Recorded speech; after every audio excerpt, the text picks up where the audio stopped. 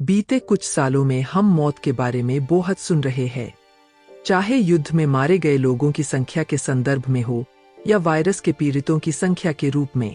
हालांकि हम मुख्य रूप से अपने समाज के संदर्भ में इस पर चर्चा करते हैं, लेकिन हम अभी भी मृत्यु के बारे में चर्चा करने से या इस पर विचार करने से एक हाथ की दूरी बनाए रखते हैं, क्योंकि ऐसा करने से हमें जीवन में आगे बढ़ते रहने में मदद मिलती है। अगर हम अपनी नैतिकता के बारे में बहुत अधिक सोचते हैं, तो ये हमें ही अंदर से खाने लगता है और हमें हमारे दैनिक जीवन में बाधा रूप हो सकता है। अगर ये सब बस ऐसे ही खत्म हो जाने वाला है, तो जीवन का क्या मतलब है?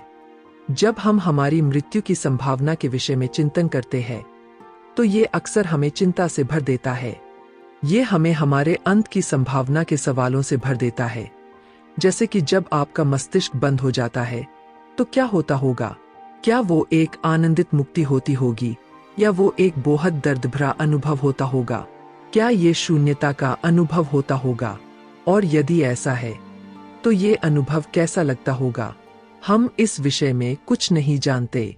फिर भी हम में से अधिकांश लोग चाहते हैं कि हम बस आगे बढ़ते रहें मृत्यु के बाद भी। हम आशा करते हैं कि चाहे किसी भी तरीके का अनुभव हो, हमारी चेतना शरीर के बाद भी जीवित रहे, क्योंकि हम हमारे प्रियजनों से अनंत काल तक दूर नहीं होना चाहते। लेकिन क्या हमारी शरीर के उपरांत भी जीने की हमारी तीव्र इच्छा और आध्यात्मिक वास्तविकता के बीच में कोई संबंध हो सकता है? हाल ही के कुछ दशकों में मृत्यु के बाद के जीवन, हमारी चेतना और मौत के बारे में हमारी सोच और वैज्ञानिक दृष्टिकोण काफी बदल चुके हैं।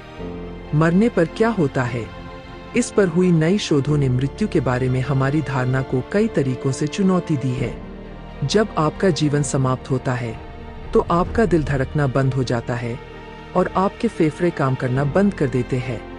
आपके दिमाग को अब ऑक्सीजन नहीं मिल रही है और सामान्य मस्तिष्क गतिविधि बंद हो जाती है। आप तकनीकी रूप से मृत हैं, लेकिन कई अध्ययनों के अनुसार लोग इस पड़ाव से आगे भी जीवित रहे हैं। 10 में से 1 व्यक्ति दावा करता है कि जब उनका शरीर अचेतन था, तब उन्हें एक सचेत अनुभव हुआ था। हम उन्हें नियर डेथ एक्सपीरियंस मान सकते हैं, क्योंकि हमारे अनुसार जो एक बार मर गया, वो वापस नहीं आ सकता। वो मरा हुआ ही रहता है। मृत्यु की हमारी सभी वर्तमान की व्याख्या के अनुसार इसे मर के वापस आने वाला अनुभव कहना ज्यादा सटीक होगा। इस तरह का अनुभव करने वालों में ज्यादातर कुछ बातें समान होती है। अक्सर वो लोग बताते हैं कि उन्हें एक सुरंग में से गुजरने का अनुभव हुआ, जिसके अंत में एक प्रकाश की किरण दिख रही थी।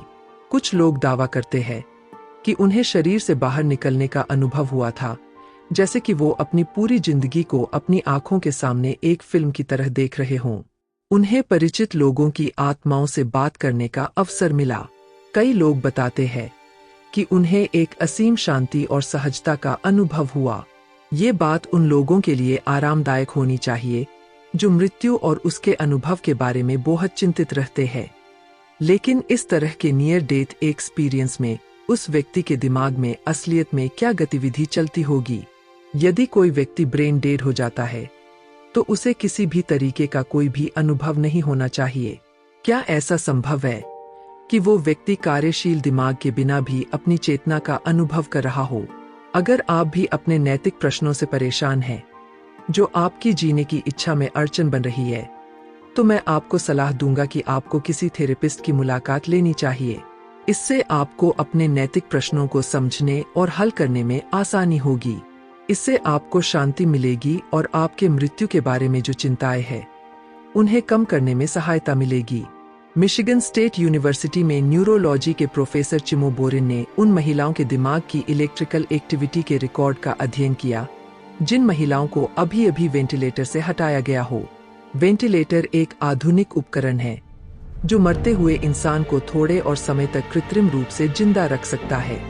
उसमें जो तथ्य बाहर आए, वो हमारे मृत्यु के बारे में सोचने के ख्याल को बदल कर रख देता है। इस शोध के परिणामों के अनुसार मृत्यु कोई तुरंत एक क्षण में घटने वाली घटना नहीं है, बल्कि अत्यधिक धीमी और लंबी प्रक्रिया है। ये एक घटना है जिसमें शरीर के अंग तुरंत काम करना बंद नहीं कर देते।